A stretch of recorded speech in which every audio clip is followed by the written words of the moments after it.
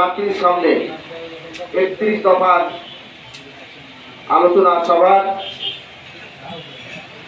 সম্মানিত সভাপতি সহযোদ্ধা আমাদের দামোদর ইউনিয়ন বিএনপির সাবেক যুগ্ম সাধারণ সম্পাদক জিয়াউল হক জিয়া আমাদের মাঝে উপস্থিত আছেন বিশেষ অতিথি হিসাবে।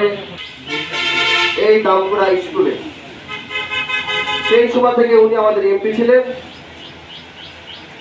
হয়তো ক্ষমতা থাকার সময় তার সঙ্গে আমাদের খুব কাছে থেকে অনেক কিছু আমরা রাজনীতি শিখতে পারিনি, ওনার দেখেছি।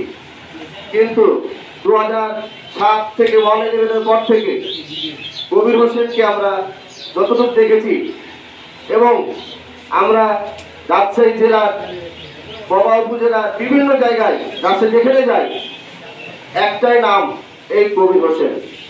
আওয়ামী লীগ, বিএনপি, জাতীয় পার্টি যত দল আছে সকল দলের যতই জনপ্রিয় ব্যক্তি হোক একজন হলো না বলে মানুষ যে ওই লোকটি খারাপ।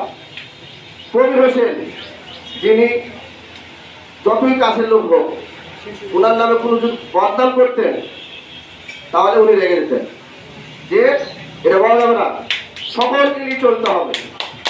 উনি এরকম একটা মানুষ ছিলেন। গ্রাম পর্যায়ে যে কেউ বলতেন না আওয়ামী লীগের লোক খারাপ বলতে পারেনি, এই যে ফ্যাসিবাদী 15-16 বছর করে গেছে তাও কিন্তু এই কবির হোসেনের নামে একটি কথা বলতে পারেনি, তার নামে একটি দুর্নীতির মামলাও করতে পারেনি, একটি অভিযোগও কেউ করতে পারেনি।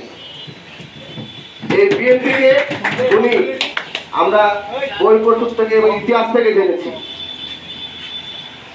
আমরা 90 থেকে দেখতেছি যে বিএনপিকে উনি কিভাবে একত্রিত করেছেন, কিভাবে এই দলটিকে সুসংগঠিত করেছেন। এরকম নেতা আমরা পাবো না। আমাদেরকে প্রায় 10-12 সালের পর থেকে উনি নির্দেশনা দিতেন, তোমরা সাধারণ জনগণের কাছে যাও, চাই পড়া লোকের কাছে যাও না, কৃষকের কাছে যাও, শ্রমিকের কাছে যাও, জনগণ কি বলে তাদের কথা শোনো, তাদের কষ্টটুকু বুঝো এবং তাদের কথা অনুযায়ী তোমরা চলবা।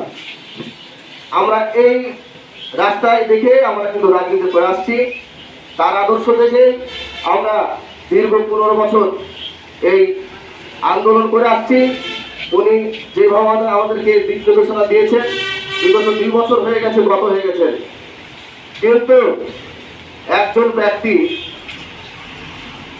যিনি শেষ দিন পর্যন্ত, যে দিন ওনার শেষ হারিয়ে যায় উনি তোমায় চলে যান, তার 3 দিন আগে যত সম্ভব আমরা একটা মাঝার প্রোগ্রামে গেছিলাম, ওই ভাইয়ের দোয়া মাহফিলের জন্য আর একটা প্রোগ্রাম ছিল। উনি শেষ দিন পর্যন্ত হাসপাতালে বেড়ে বসে থেকে জনগণের খবর নিয়েছেন। আজ চরের লোক আসছিল তো চলে গেল, অত্যন্ত পাওয়া মানুষকে ভালোবাসতেন, পাওয়া মন করে মানুষকে বেশ ভালোবাসতেন, সকলকে ভালোবাসেন উনি। উনি 3 দিন আগে পর্যন্ত এই দেশের খবর নিয়েছেন, জনগণের খবর নিয়েছেন। হ্যাঁ, তাই তার আজকে দোয়া মাহফিল আমরা করবো, তার দেখানো রাস্তাতেই আমরা আগামী দিনে রাজনীতি করবো।